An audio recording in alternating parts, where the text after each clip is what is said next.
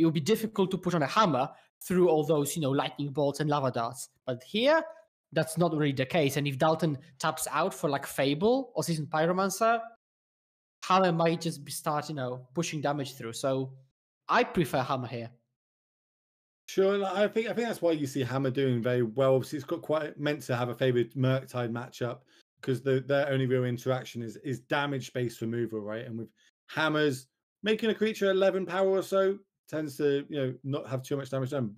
I was going to say that one of the key cards I think in here will be the Spike Field Hazard, but it looks like Dalton's got 3 of them in his own hand if he decides to keep, as well as that is going to be that's a couple of lands plus a Bone Crusher plus, as we spoke about earlier, Phoenix. Was it Phoenix of the Ash or Ash? Yeah, exactly. Yeah. Phoenix of Ash. I think it's of Ash. Phoenix of Ash in Modern 901, ladies and gentlemen. Go and buy them out while you can. They're clearly going to spike after this weekend. And on the other side, on Grant's side, looks like we've got 4 lands, a couple of early drops, plus a Springleaf Drum.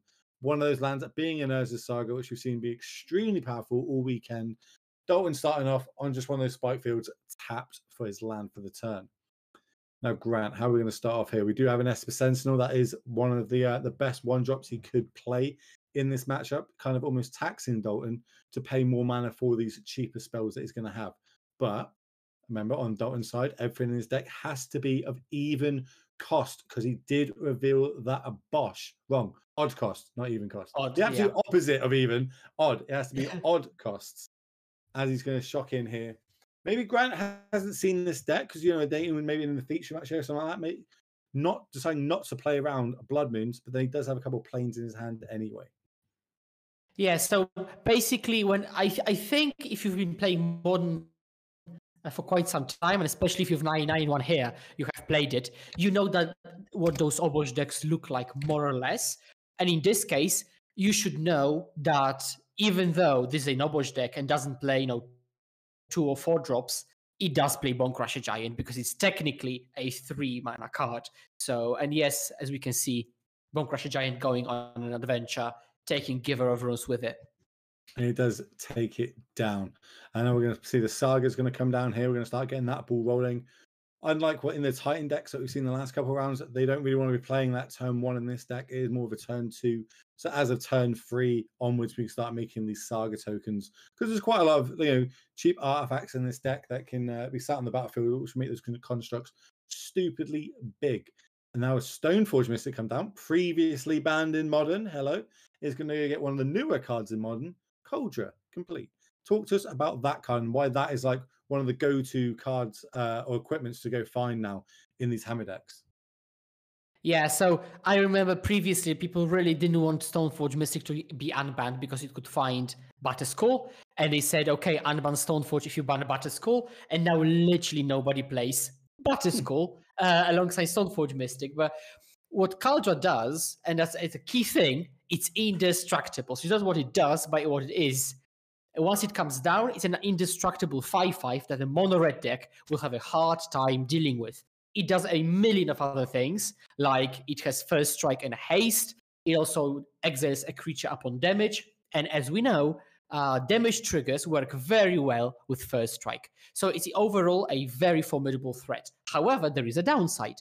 If you get your Stoneforge killed, like we've got in this case, then you are left with a 7-mana equipment that, well, you're not really likely to deploy naturally. Yeah, very hard for the Hammer Time decks. It can be done. Just, normally if you are getting 7 mana, there's a good chance you're probably about to lose the game. As now Dalton's got access to 3 mana plus a land drop for the turn. I do see a Fable in hand. One of the most powerful sagas printed. I suppose it's up there with Urza's Saga, depending on how you want to line those two up, which one's more powerful. It does eat a Spell Pierce, but that's nice.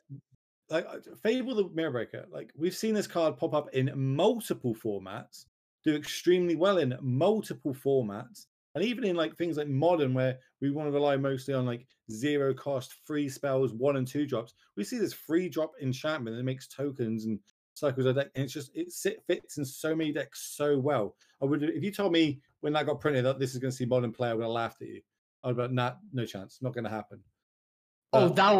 This card was one of the biggest misses during the spoiler season, like in the recent months or maybe years. Like nobody saw it coming. And it's like the delta between what we thought the power of the card was going to be and its actual power is just huge.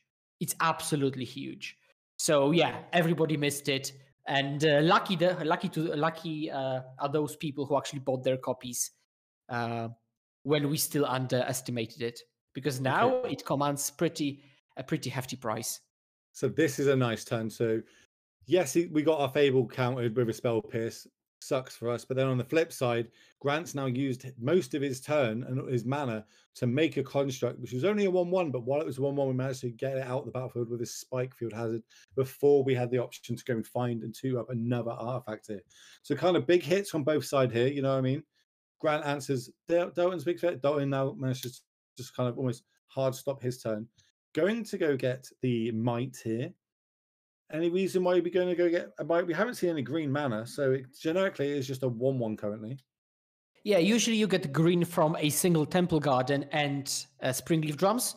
So this is great against Blood Moon and against Fable, but you would have to have access to green mana anyways. But it has to feel awful, honestly, to get your creature Spike Field hazarded in Modern. So, okay, so we've got the Springleaf Drum, but tapping down, so no access to green immediately, and that's Sentinel. So I think we've got Slash. We got the Phoenix we knew about. Looks like we've got Flame Slash, and I didn't get a good look at what was just drawn then.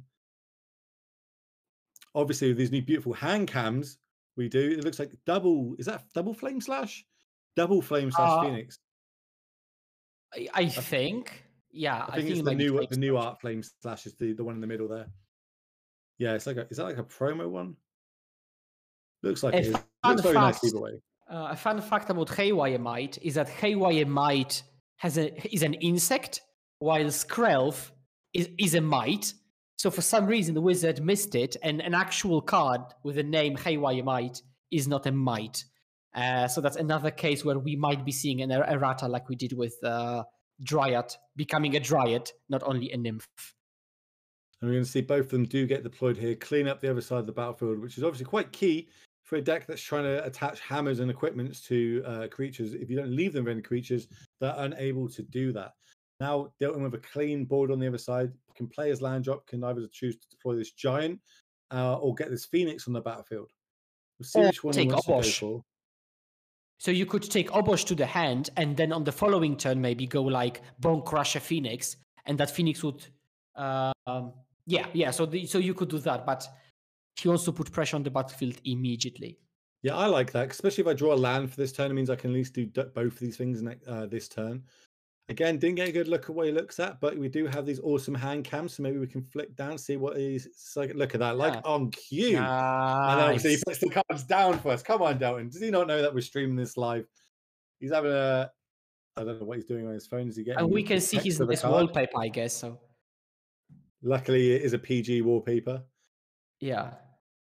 I think we're going to...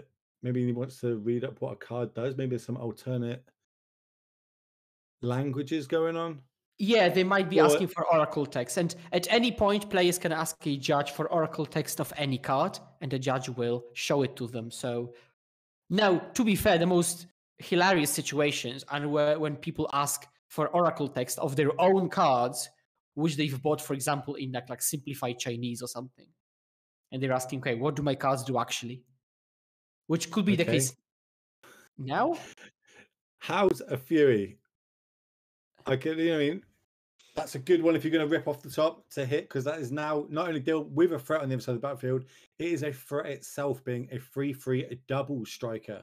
Ooh, that is such a good draw. Right, pure. We're looking for an artifact. Any artifact. Double. Oh, that is any. Oh my god. Okay. That is any.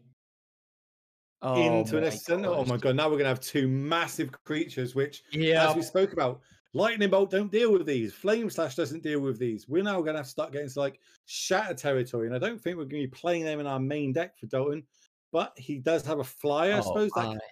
And he got a Seasoned Pyromancer off the top there. I was truly tempted to say that Grant is out of it, because Grant had Hammer, Caldra. That's it. But he drew Paladin, Hammer, Sentinel, and like literally, I was going to say he's going to die, and then now he's going to win probably. So I guess I'm really bad at predicting. Also to note, he's only one land away from hard casting that Cauldron. Well, that would be that would also be a development. Oh, Blast Zone. Okay. This game is getting spicy. Love to see it. So Blast Zone drawn for turn. Okay, just when I said that Hammer is now going to win, literally Blast Zone off the top. So yeah, I'm not playing lottery. Oh, come on! No, what? Wait, that was the draw. So he drew basically one of his outs here. I don't even know. I don't think he's dead, but I think he's in a bad position. And we'll talk about the play in a minute of why didn't we crack? Oh, and it's 3 mana to crack Blast Zone, so that actually answers that one.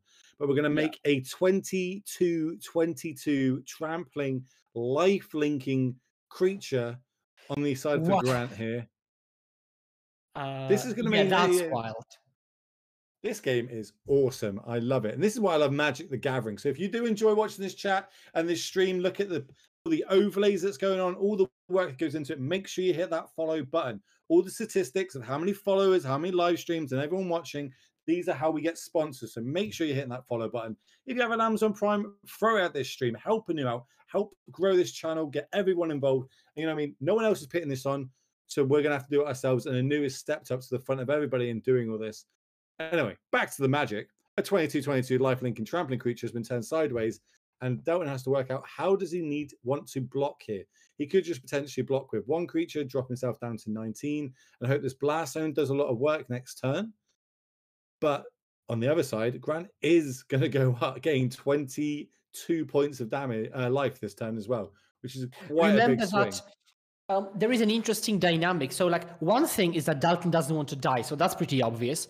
But he's considering multi-blocking, and that could be for 2 reasons. One is preserving even more life, but 2 is that if those creatures deal enough damage to Sentinel, then Grant wouldn't be able to re-equip, for example, the Paladin without Sentinel dying, because Sentinel still has got all the damage marked on it. So there could be some tactical blocks to ensure that if there is a re-equip, Sentinel dies. So this is going to be 5 damage taken off 22, which is going to drop him down to 3 life here.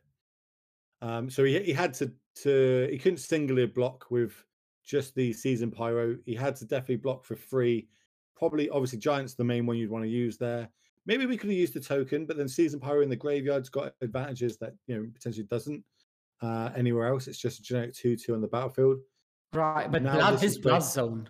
Oh, there's a second one coming as well. Second one in hand. This is where things are going to get interesting. So, we're at 33 life, 36 life as well on Grant's side. It's like, I'm done all our hard work. Okay, but Blast Zone is huge in this game. It will clean up 1, 2, 3, 4, 5 permanents on the side of Grant and 0 on the side for Dalton. As we do see that is what's going to happen here. It is going to get blown.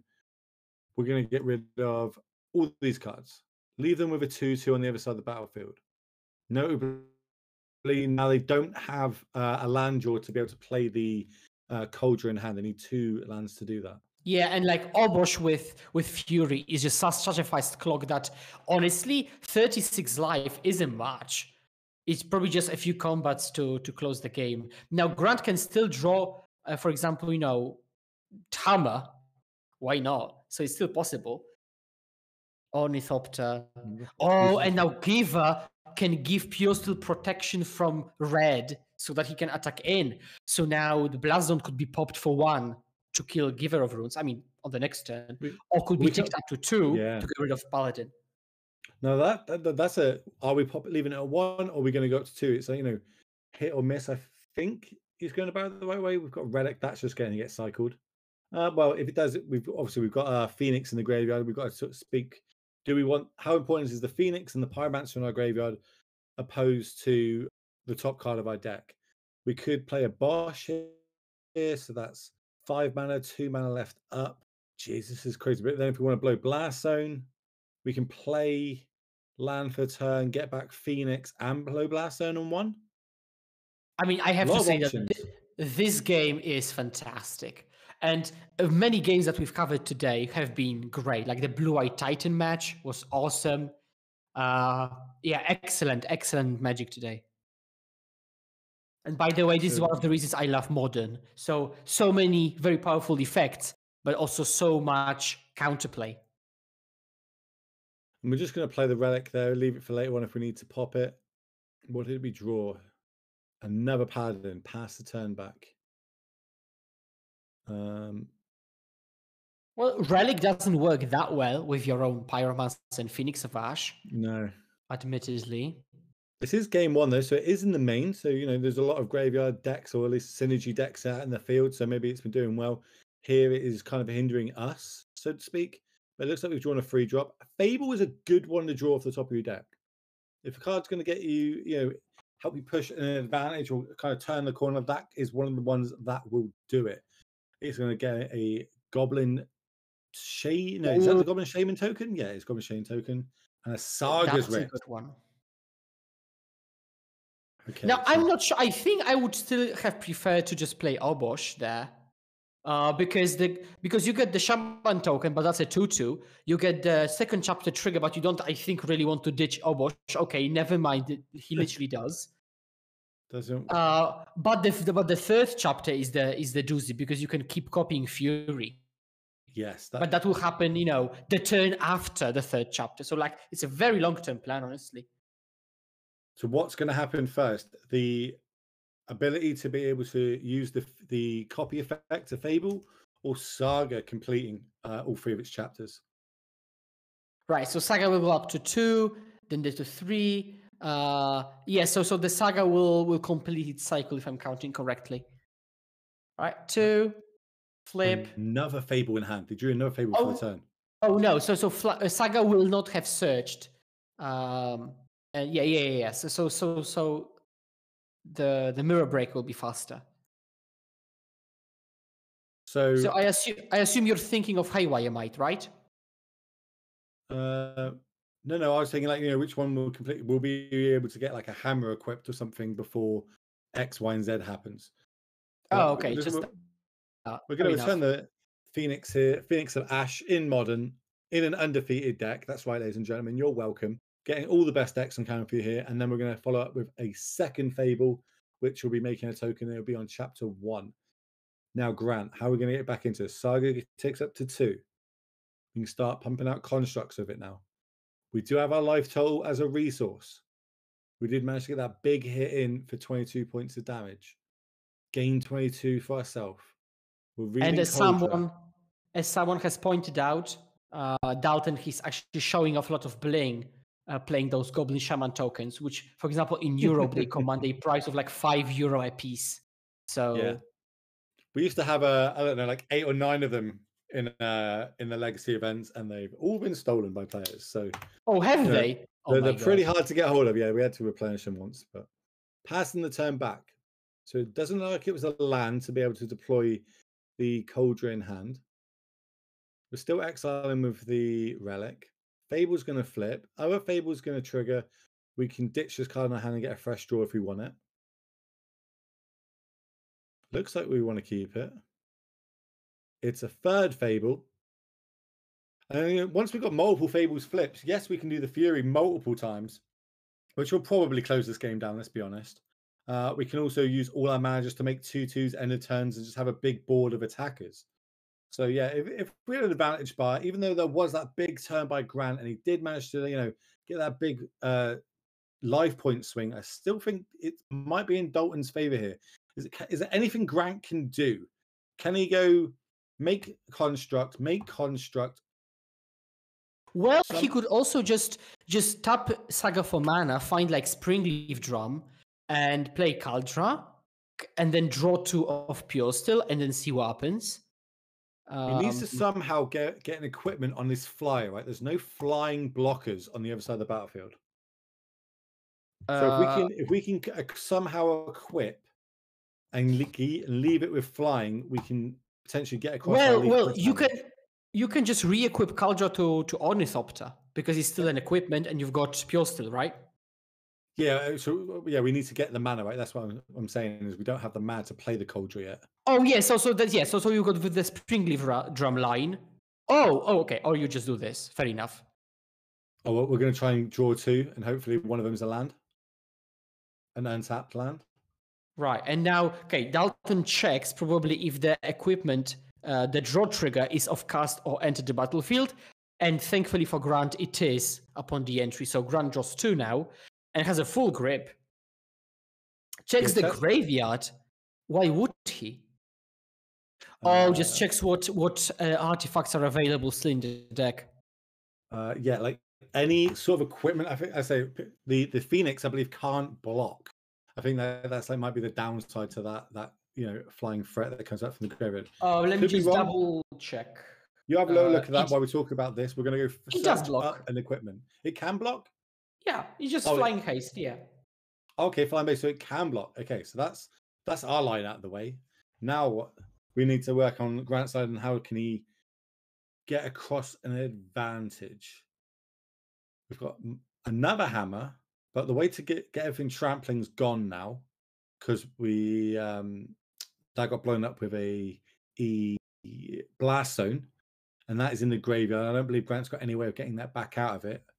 We've got the mana floating. Don't show that card. Oh, what could happen? Like Grant also has a blacksmith skill. So what could happen is that he attacks with a ton of creatures, see which ones are blocked, and just pumps them by 2, which would be crazy. He has to get a ton of creatures though, right? That's the problem. He's got like what 4 or 5 at now. Potentially he can start making more constructs. But then this Fury is going to eat the battlefield. I suppose not. We're starting to equip hammers. Yeah, unless Dalton like rips like a 3rd blast zone off the top. That would be brutal. I imagine he's playing at the full 4, but we'll see. Yeah, this is quite interesting. How are we going to bet this? We're going to attack for 22 points damage. I'm going to say this is lethal. Yeah, the attack is for more than 3.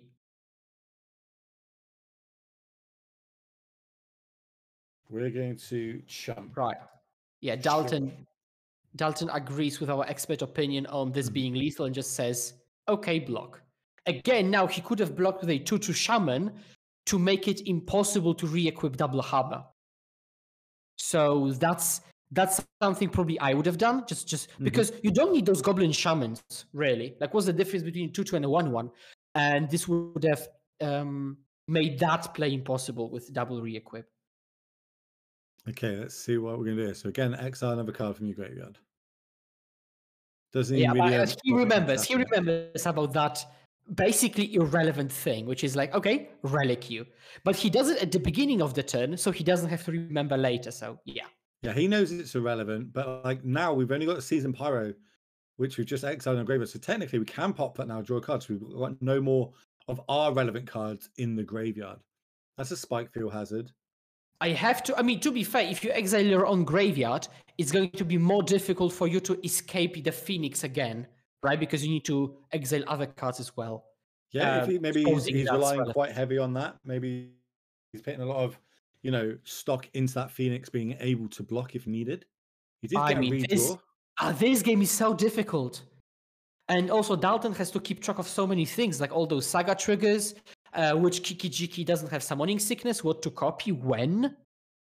So yeah, very difficult game to play for both people, for both players. It is like, obviously, Dalton's got to remember on his side that there's a Cauldron potentially could come down at some point. On Grant's side, he's got to think the sagas are triggering on the other side, so potentially there's going to be like 2, 3, maybe even 4 Furies come down in a single turn. Yes, he's got a big life total on it, but it's still anyone's game right now. I'm struggling to try to say who would I think. Okay, their advantage. Oh no, actually they've got that. That's quite an advantage. We'll see. We're going to fetch up another basic here, which does give us our 7th mana for this Cauldron in hand if we choose to cast it. And the thing with Cauldron is, I said it has haste, which is true, and indestructible, which is true. But that's not the thing that's important here. Cauldron has another keyword. Do you know what that keyword is? I'm going to go out online and say trample. That is true. And so trample is what we've been missing this whole game. So, yeah. Do you remember turn 2? turn 2 when he went and searched for it, and we said sometimes, it's not impossible, but realistically, you don't hard cast this card. Well, we're going to eat those words because it's just been hard cast. It will come along with I believe it's a germ token, and now we can see a lot of equipment happen. That could end up being what, a 25 trampling, first strike, everything. You can't bend it. How much toughness have we got? So we make a copy. And also draw 2. Remember, he draws 2 of the paladins. A draw 2 chaser. 1, 2, 3, 4, 5, 6, 7, 8, 9, 10, 11, 12, 13, 14, 15, 16, 17, 18, 19, if I'm not mistaken. He also has to be careful the way he equips, because Dalton can instant speed make a Fury, right? Mm-hmm. So he has to be conscious of he's counting it, because there could be 4 damage coming through at any point, but including the card in hand. Because I think he's thinking about Fable copying. No, Fable copying Fable means they all come into play tapped, so that's not working. Yeah, that's true. But if he doesn't find lethal, he doesn't want to allow a counterattack for lethal for Dalton, right? I think Grant's got it. I think if he's got the resources right now, that Cold Draw having trample is the key. We'll equip it to the construct. Construct is currently a 1, 2, 3, 4, 5, 6, 6. Add 5 to it, so it's 11. 11. So we can't know what the judge call is about, but it could be about the fact, like, what happens when you re-equip. And I think the question could be about, like, basically, like, when you're re-equipping, whether the equipment goes unattached and then attached, which is not the case. When you say, I want to equip to the construct, if it fails for whatever reason, it stays on the germ. So there is no, like, re-equip moment. There's no unequip moment. Oh, maybe. Which might be the question. Yeah, so it immediately goes from 2. So that makes that an 11, if my maths is correct. Currently, because there's 1, 2, 3, 4, 5, 6 artifacts, plus 5, plus 10, 21. Right, so I can see one person in chat said to put it on the Ornithopter, but that wouldn't work because the Ornithopter can be killed with an instant speed Fury, because Kiki-Jiki can copy it. So that would be scary. I wonder if we're going to crack that relic to draw a card in response to that equip. Because that is a good do 4 to it. And then you have like a Bolt or Bone Crusher Giant, right? So I don't know if it would have saved you, but we would be able to maybe get the construct off the battlefield. We'll see. We'll see how it comes across. And we are everything. Okay, so he may have counted that, and now I think that's a bit too late. I mean, why would you do it now? Well, he might not have any live draws, but it's worth doing another look at, see what he's. Can't get a good look. Maybe we can get a hand cam down there. It's a Ragavan. So that was a Ragavan. Card. That was a Ragavan. Does he have a card on a basic? Ragavan and a basic, yeah. Yeah, not going to happen. But look at these beautiful hand cams in the transition. Look how beautiful that was, ladies and gentlemen. That is pro level construction of this stream. And they decided that that's going to be enough. We're going to take the hit. What a swingy back and forth, great game of Magic the Gatherings that was, ladies and gentlemen. Whew, right, let's take a breather. Let's recap on what happened there. So we said that you wouldn't cast a 7-mana equipment. He cast a 7-mana equipment, and it basically won the game. That one turn where we managed to rip sequence after card to gain those 22 points of life, which were needed to survive to get to the point where we had 7 life. Dalton looked like he was on the front foot, in control for a long time. Then Grant swung back. Very back and forth between both players. Both very disciplined there. But Grant does manage to take down Dame once. Now we're going to start moving to the sideboards. Dalton, what are you going to bring in to try and secure this matchup? Shatterstorm, I'm going to go effects are quite good. But it's like half the sideboard. Honestly, it's like half the sideboard comes in. How limiting is it having a Obosh as your companion? Obviously, that means you can only have half the cards in your sideboard, right? You can't have anything that's got an even casting cost. So, interestingly, this player plays Mindstone in the sideboard, which costs 2 mana. And so that is not really an issue, because basically when you really need those effects, you just don't reveal Obosh, right? So it's not impossible. And I have myself played like Gigantha decks, and then when I sided in Fury, I would just not reveal Gigantha. So, apparently it's not that limiting for Dalton, but we're siding in only the cost that we need. Shattering Spree, just a ton of removal. Like all those cards are removal, and Magus as an additional moon effect for those sagas. And of course, over on Hammer's quite generic. We see a lot of Hammer floating around, especially on top tables. It is a very good deck, and it's good against arguably the best deck, or the tier 1 deck of Merkside. But Sanctifier, talk to me how good that card will be in this matchup. I very much imagine that they're in the sideboard for Grant. So Sanctifier is a great card. Okay, there's like a question about the phone call, I guess. Sanctifier just doesn't die to anything. That's the thing. I mean, that's what you would think like level 1, because Dalton is going a step further and sides in Pyrite Spellbomb, which does get rid of Sanctifier. So it's an interesting dynamic where Grant wants Sanctifier, but Dalton knows that Grant wants Sanctifier, and so he sides in Pyrite Spellbomb. But still, when Sanctifier is equipped with anything, very difficult to get rid of. But this is again where Blast Zone might come in. So honestly, I mean, there is so much interaction between both players. I wouldn't be surprised if the second game also took a long time. No, I can see it. Normally, sideboard games tend to go a bit quicker, but like we saw that there's multiple black scales in the main, so that's fine. I'm just looking at what generic cards we could see. Maybe do you think like things like Path to Exile in this matchup, if he's got access to them or not? Well, I'm not sure. I'm concerned really with Dalton's threats because I think Grant should either be the aggressor or hold the ground using his own creatures like construct tokens. I'm not sure he wants to path anything. Because pathing Goblin Shaman token, not a winning strategy. Pathing Fury, I mean, well, it's done its job already. So, I mean, yeah, I wouldn't like path here. I feel like Dalton did a real good job in that game one of, keeping the battlefield clear. He managed to keep it clear for like the first 4 or 5 turns, then started deploying his threats. And, it was just that one turn where we managed to chain a couple of, cheap equipment, draw multiple cards, get that one big hit in. That's Magic the Gathering. But now again, he gets to be on the play this time, going forward, and hopefully he can take us to a game 3, because I want to see these two go out all day long. If we can repeat that game 1 multiple times, give me it every round. That was such a joy to watch as we're drawing our opening 7 for both of these. So while they draw the opening 7, let's just give a little shout out to the, you can see it there, Cool Stuff Incorporated. Go use that, get 5% off using code DGen. And then Drip. People just tune in. Remember, a Guy's Cradle is going to get given away in this stream later on. !Drip in chat if you want to know more information about that. Dalton's going to just start off with a basic mountain, both going to keep here, and then Grant starting off with the Sentinel. Great card to start off for him. That's a Shattering Spree off the top there for Dalton. Seeing Horizon Canopy deployed first tells me that Grant either kept a 1-lander or kept a hand that has more Canopy lands or Saga. Because you would usually not lead on Canopy, right? Because you were losing life from the very first turn. We had see Stomp and a draw, so Grant draws a card. Happy about it, I assume. Yeah, I mean, but it's kind of like half a card there, because Bone Crusher, we still can cast it. We just used the Stomp ability of it, and off that, Grant did manage to draw the extra land he needed, so he now can deploy, as we spoke about, the Sanctifier Pro Red. It might come up in this matchup, so we're going to talk about it.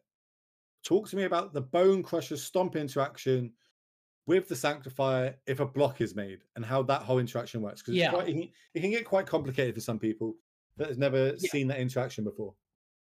So thank you very much for this very oddly specific cue. It might happen. But I do know what you're talking about. So basically the thing is that Stomp deals 2 damage, but also says that damage cannot be prevented.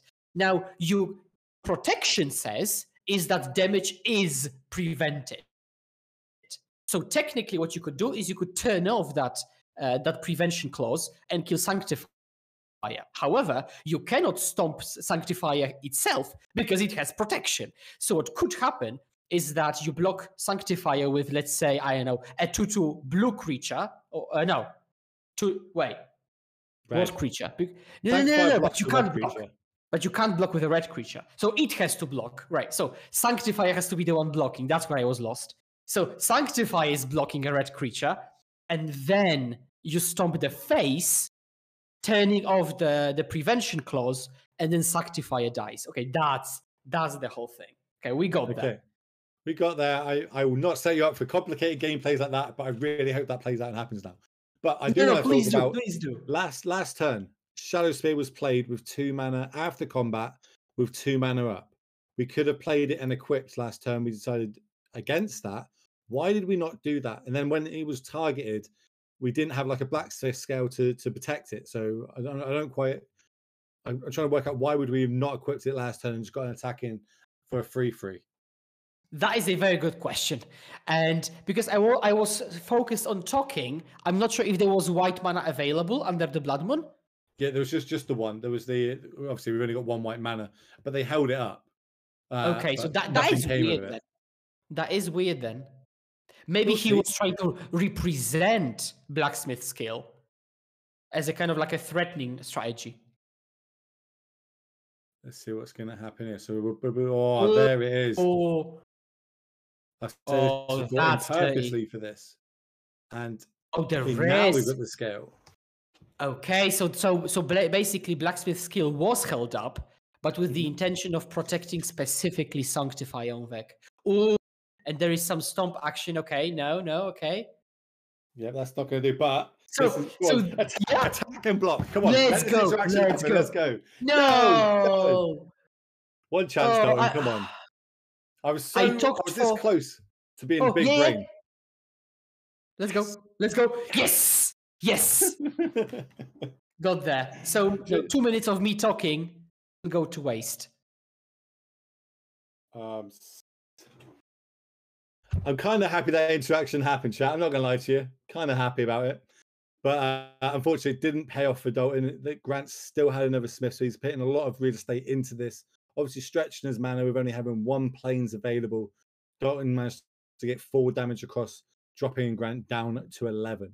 Grant's going to untap. He's looking for these basic planes. They do play a lot more basics than the generic modern decks that you see. And we're going to see the Stoneforge is going to come down here. To be fair, this Stoneforge could be finding Kaldra with both the intention of putting it from... Yeah, exactly, because he's got 5 mana already, right? So, yeah. Now, Dalton, what we're going to do on your side of the battlefield, let's see. We're going to attack. Oh, I love it. Now, technically, Pyromancer should be exiled because of Sanctifier's ability. God. Back-breaking. So not only did it come up once, it came up twice in this matchup. I'm so happy about it. But obviously, Grant would not be happy about that interaction and how that turned out for him. He has currently got an empty battlefield versus a Blood Moon and 6 power on the other side. Plus, Dalton's still got a couple of cards in hand. And that's just going to be too much. You know what I mean? We put a lot of real estate into that Sanctifier, and unfortunately didn't get there. Stomp managed to take that game down, I'd say. That was pretty sick. But we're going to go to a game 3. We've seen bits of each player's sideboard. We've seen how they're going to go. We know that the spell bombs have come in for Dalton. We know that Sanctifiers have come in for Grant. Didn't really see too much else besides the obviously some sort of shatter effects for Dalton, but we thought they'd come in. And I think they might still end up being big in this matchup. But Grant is on the play, and that's where this gets scary, right? Yeah, so Hammer, when it's on the play, can flip the script around because on the draw, you could play Esper Sentinel, and the Esper Sentinel can be killed, for example, with a bolt or like Spikefield has it, and the tax can be paid for. While on the play, when you play Sentinel, if Sentinel is to be removed, you will always get to draw a card. So that's the first big thing. On top of that, well, if you go off like on turn 3, you will go under, for example, Blood Moon. So there are a lot of small things happening with the timing. Just do us a favor and clarify for chat, 'cause I think some people might still be a bit confused about the stomp interaction with the protection from red interaction. So scenario, Bone Crusher's attacked. We've blocked with our pro-red creature. Go from that point. Yeah, so protection says a million of different things, but one of the things it says is prevent the damage that would be dealt, right? So technically, Sanctifier would not die because it would prevent that red damage, and then deal its own 2 damage to Bone Crusher. However, Stomp says damage cannot be prevented, and in Magic, the no effects supersede the yes effects. And so if a Stomp is cast targeting whatever, could be the player, then suddenly Sanctifier with protection still is not able to prevent damage. And so it's just a 4-3 versus a 2-2, and the damage is dealt normally as it would in combat with no prevention happening. I hope that clears everything up for everybody in chat. Leading off, both players are just playing their land and going. Grant's going to go fetch up a Jewel. Obviously not going to try and play around Blood Moon here. Did kind of get caught out of it. He had a basic in the last match, but realistically you went double white in the hammer deck, so you start getting down your things like your Paladins and Sanctifiers, etc. But now he's on the play, he's got a chance to play under it. I say as a Saga comes down, Saga's going to get followed up by anything, maybe a Stoneforge. There we go, on cue. This is kind of the plan that normally you want to turn one, Sentinel or something, but you'll take this as playing as a Saga plus getting a Cauldron. And Cauldron. So, yeah, and we've got the same situation. Okay, this is literally a replay of game 1. Are we going to see another cast by Sepcat tapping 7 mana sources? Another complete, sorry. We'll find out. Saga's going to have to tick up to 2. Right, and this is not missable. Yep. So as far as I know, what is missable is the ability, but what's not missable is the chapter uptick. So for example, if you are like at the end of your turn and you forgot to uptick your, let's say, Fable ability, you have to uptick it to 2, but you might not get the second chapter trigger. But it might also depend on the ruling. No, I think you're correct. Again, you can't miss the uptick of the chapter. I think that's what they're just clarifying with a judge. Maybe a warning is going to happen for Grant here. Judge is kind of talking through any card seen, yada, yada, yada. Go through the generics that they have to go through to make sure that the judge understands the battlefield, understands what led up to the interaction, and then how it got moved on to where the point at them calling the judge. So I think he's just going to say, yeah, that has to tick up. Game state warning. We're going to give you... a little warning. If you get 3 of them over the course of the whole tournament, I think you get, is it a game loss or a DQ, something like that? There is one very harsh potential ruling, which is that because Grant passed the turn, right? So in the harshest universe, the judge can say you passed the turn, so that still stands, but the Saga doesn't uptick. Hence, basically Grant time-walking himself. I doubt it's going to be the case because judges have become, I think, more lenient, or the rules rather have because it's not about the judges. The rules have become more lenient and a bit more welcoming and friendly. So I doubt that's going to be the case because now they take into consideration whatever the intention was. Yeah. So I would imagine that they will either roll back to the main phase with the second chapter, roll back to the main phase with a single chapter, but I doubt they will force them to just pass the turn like that. Well, while we're waiting and we're doing it, we'll talk about some of the sponsors that are letting this whole sponsor in the stream so we can bring this beautiful paper magic to you all. So first, we've got Cool Stuff Games. Obviously, go give them a little follow. If you want to go buy anything, you get 5% off with code DGen. And then, of course, !drip in chat to get the details on how you can win yourself a Guy's Cradle. That is happening in this stream. So before this stream ends, a Guy's Cradle will be given away courtesy of Drip through a new. So you need to go set that up beforehand because you could do it when the giveaway's on, but I don't know how long that setup's going to take for you to do your bank details, etc. You actually have to sign into it. So better do it now while you're watching the game, while you've got this in the background, and while that judge call gets sorted out, we're going to move across to our backup feature match, which looks like it is Alan Swan versus Matthew Wright. I mean, it's time I've seen him before going against Jeskai Breach, which I know Skewett is going to be super happy to cover because this is his deck of choice. Yeah, I'm salivating right now. Also, I've talked to Alan multiple times on Discord, on Twitter, so I know him. And he's been doing pretty well. 8-0-2 with Jeskai Breach, the combo variant. It looks like he was getting a big swing in there and just securing a breach. Moving back to our main match, looks like that counter did happen. End of turn, we're going to make the 1-1. We're going to shoot it with the Bone Crusher Stomp and then pass back. Draw, and remember our triggering, or I think it goes up to 3. We're going to make a token in response. We're going to go search up. An artifact costs 0 or 1. I think Dalton may have missed his 3rd land drop. Yes. Which is absolutely devastating for a deck that's literally mono 3 drops. So well, that's where the power of this deck comes from, right? Is its 3 drops. It's got like things like Ragavan on 1, but we haven't seen that. But like on 3, we've got access to Pyromancers, Fables, Blood Moons, and a Blood Moon there on turn 3. After that first Saga trigger was like kind of missed, not missed, however you want to go about it, we potentially could have stopped this Shadow Spear coming down, this second token being made. And I think this game, it looks like Grant is just saying, okay, let's play a normal God-honest game. No hammers, no shenanigans, just a token with a bit of lifelink. Let's play that type of game. You also might not have a way to equip, right? Shadow Spear, normally if you don't have a cheat way to equip, you paying 2 mana to give something lifelink can just work out for you. That's got Summoning Sickness, and it's going to be a 3/3 as we're going to pass the turn back. And there is a land. Oh my god! Oh my god! Oh, what a crazy sequence! So let's break that one down. That was a Shattering Spree. Targets 2 artifacts. That was the construct and the equipment. We were able to save one of them with the Blacksmith Scale, and then we've gone back to Grant's turn where he's drawn for the turn and he played an Inkmoth Nexus and is going to get in there for 2 points of damage. But also, Dalton did manage to find his 3rd land drop, but it was a tapped land. Going back to him now, as he finds another land.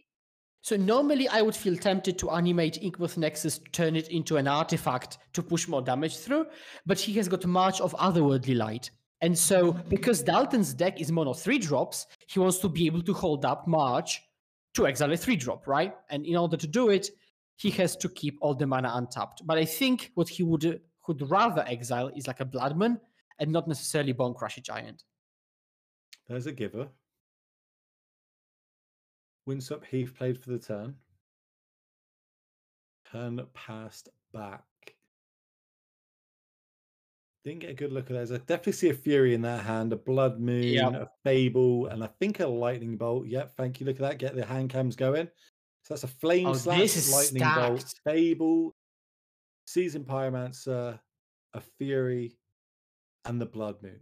Now, how would you go about deploying these cards in your hand to almost take control back of this game?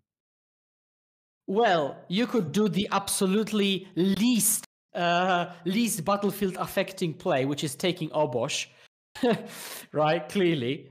But I think I would rather have affected the battlefield a bit more. So, okay, we've got the Fury, and I think Flame Slash. So Fury is going to like maybe kill 2 creatures, and then Flame Slash will get rid of the 3rd one.